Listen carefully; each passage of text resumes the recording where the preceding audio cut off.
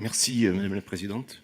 Monsieur le professeur, vous nous avez clairement expliqué les origines, les causes de la défiance vis-à-vis des élus, les députés, mais c'est aussi à l'échelle des communes qu'on peut voir ça, les maires, les adjoints, les départements, les régions.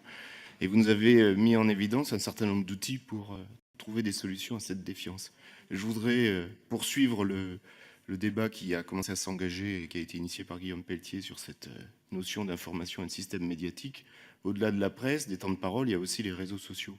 Et finalement, on se rend compte que la défiance est la conséquence de ce que les uns et les autres peuvent voir de ce qu'on dit de leurs élus. Et que finalement, c'est cette information qui forge la vision qu'on en a et qui fait aussi qu'il y a à un moment donné des clivages qui apparaissent.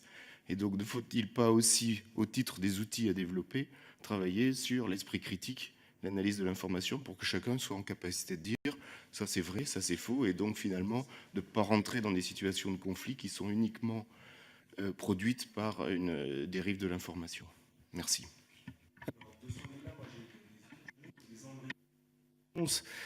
Pour moi, bon, l'éducation populaire, de manière générale, est un impératif absolu. Or, elle n'est pas aujourd'hui aussi en forme et aussi puissante qu'elle l'a été. Donc, le soutien à tous ces dispositifs très classiques d'éducation populaire qui essayent, d'un certain point de vue, de donner comment dire, un contenu politique, une culture politique aux citoyens me paraît important. Et parmi toutes les innovations démocratiques qui aujourd'hui existent dans l'espace de la participation citoyenne, il en est qui vont dans ce sens-là. Par exemple, moi je pense à ce que fait Jean Massier d'Acropolis.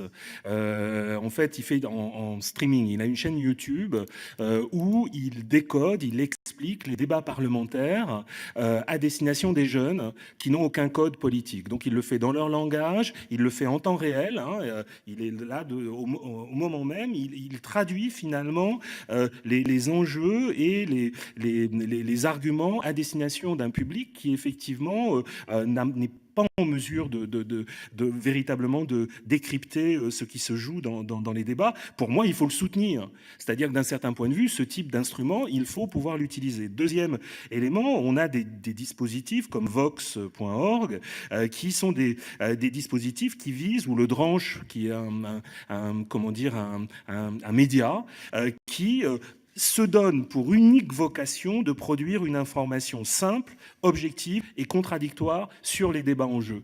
Là, très clairement, alors je ne sais pas ce que pourrait faire l'Assemblée, et je ne crois pas qu'on puisse constitutionnaliser quoi que ce soit autour de ces initiatives, mais c'est essentiel. C'est-à-dire qu'il faut aujourd'hui renforcer ce que j'appelle, moi, les infrastructures de la démocratie, c'est-à-dire tous les intermédiaires qui compensent le travail des réseaux sociaux qui effectivement souvent déforment, enferment les citoyens pour produire un débat de qualité, soit sur le net, soit dans l'interaction entre les individus. Pour moi, ça c'est vraiment essentiel. Ça participe de l'urgence aujourd'hui politique. Et l'éducation populaire, c'est-à-dire arrêtons de à la fois disqualifier les associations d'éducation populaire et puis surtout recommençons à les financer.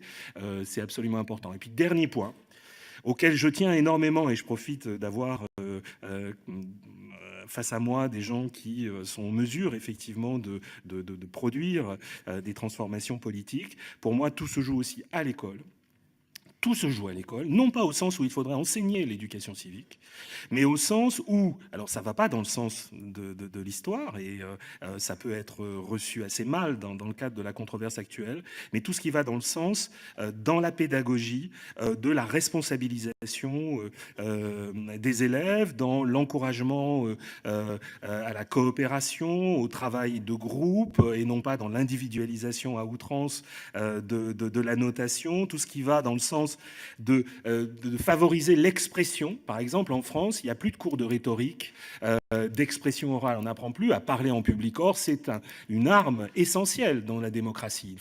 Il faut apprendre à parler en public. Les anglo-saxons continuent à valoriser énormément cet enseignement de la rhétorique. En France, pas du tout.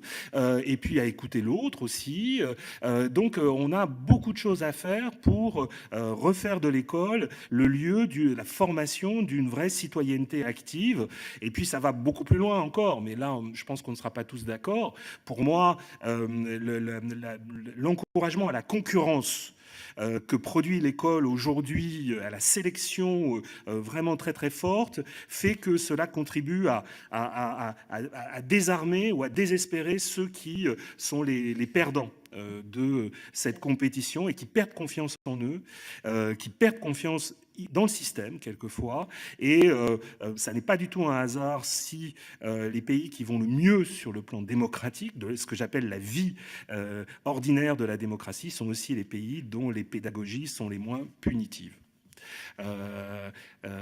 Comparons de ce point de vue-là les pays scandinaves, d'une part, au Japon et à la Corée du Sud. Et si vous connaissez le Japon et la Corée du Sud, la vie démocratique au Japon et en Corée du Sud n'est pas du tout satisfaisante. Et la France ressemble beaucoup plus de ce point de vue-là au Japon et à la Corée du Sud qu'aux pays scandinaves.